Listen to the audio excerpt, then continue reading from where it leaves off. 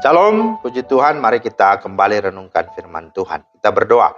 Bapa di sorga, terima kasih buat hari ini kami ada lagi sebagaimana kami ada karena anugerah-Mu.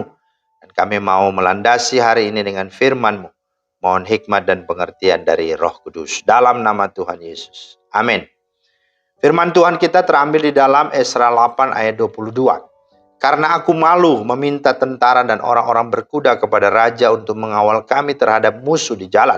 Sebab kami telah berkata kepada raja demikian, tangan Allah kami melindungi semua orang yang mencari Dia demi keselamatan mereka. Tetapi kuasa murkanya menimpa semua orang yang meninggalkan Dia. Itulah firman Tuhan yang menjadi dasar renungan kita pada hari ini. Tema kita adalah tahu malu dan berintegritas. Nah Bapak Ibu, zaman sekarang budaya malu sudah sangat langka. Semua sudah begitu terbuka, telanjang, dan bahkan sangat ditelanjangi.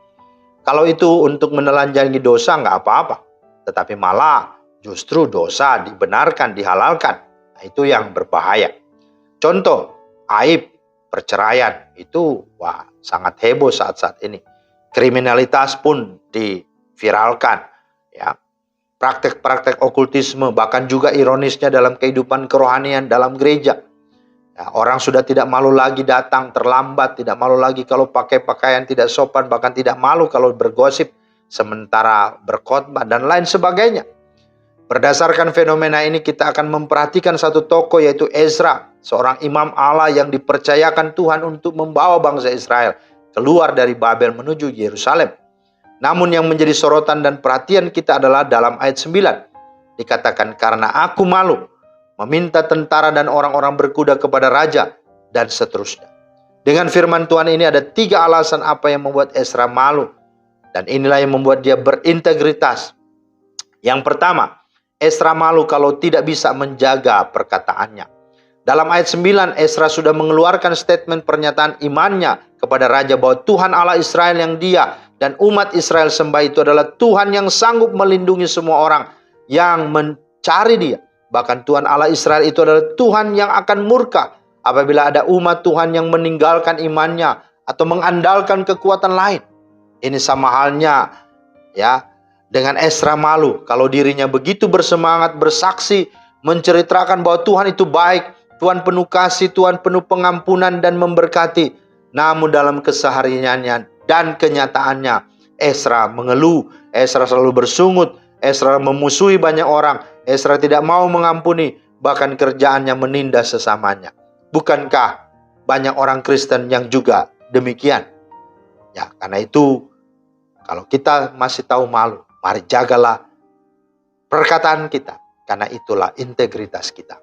Yang kedua, Ezra malu kalau dia yang sudah tahu Tuhan itu Maha Kuasa, tetapi malah mengandalkan manusia.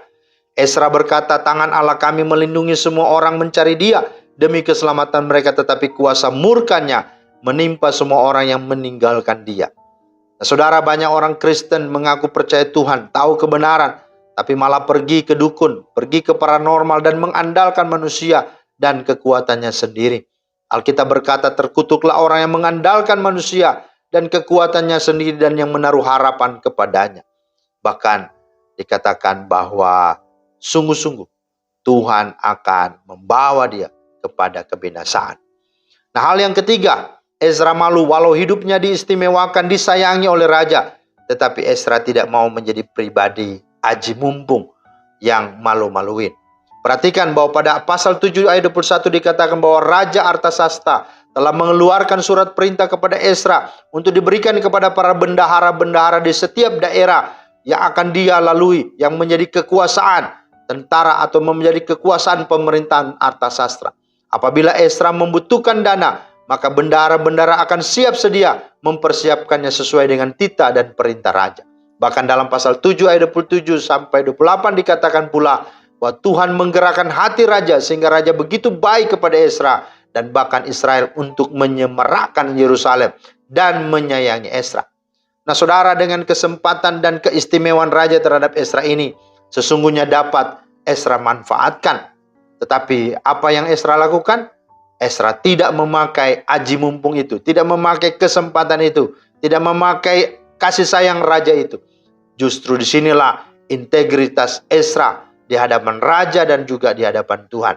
Itu sebabnya di ayat 28b di sana dikatakan, maka Ezra menguatkan hatinya karena Tuhan. Ya, menguatkan hatinya. Itu berarti apa? Betapa besarnya godaan ini. Karena menyadari hal itu, Ezra tidak mau takabur, Ezra tidak mau berlindung ya dengan ungkapan aji mumpung. Tetapi Ezra tetap menjaga integritas dirinya yang adalah anak Tuhan atau hamba Tuhan. Nah, bagaimana dengan saudara? Bagaimana dengan kita? Masihkah kita memiliki sikap malu itu? Masihkah kita punya integritas? Kita sungguh-sungguh hidup takut akan Tuhan. Kiranya mari kita merenungkan dan mari kita sungguh-sungguh bersikap sama sebagaimana Ezra. Maka berkat Tuhan tidak akan pernah meninggalkan. Dikatakan berkat Tuhanlah yang menjadikan kita kaya, susah payah tidak akan pernah menambahinya. Tuhan memberkati. Amin. Terima kasih Tuhan atas firman-Mu. Kami bersyukur belajar dari Ezra, memiliki pribadi yang berintegritas, yang sungguh-sungguh tahu siapa dirinya, dan dia boleh bersikap di hadapan banyak orang, boleh bersaksi tentang siapa Allah yang dia sembah. Dan biarlah Tuhan itu juga menjadi bagian kami. Kami sungguh dapat meneladaninya dan bersikap di tengah zaman yang hedon, yang individualis dan sungguh penuh dengan tantangan dan godaan ini. Tetap kami punya integritas, memiliki sikap sebagai hamba-hamba Tuhan, anak-anak Tuhan. Terima kasih Bapa, demi nama Yesus kami berdoa. Haleluya. Amin. Demikianlah firman Tuhan hari ini, kiranya menjadi berkat. Selamat beraktivitas, Tuhan Yesus memberkati. Shalom.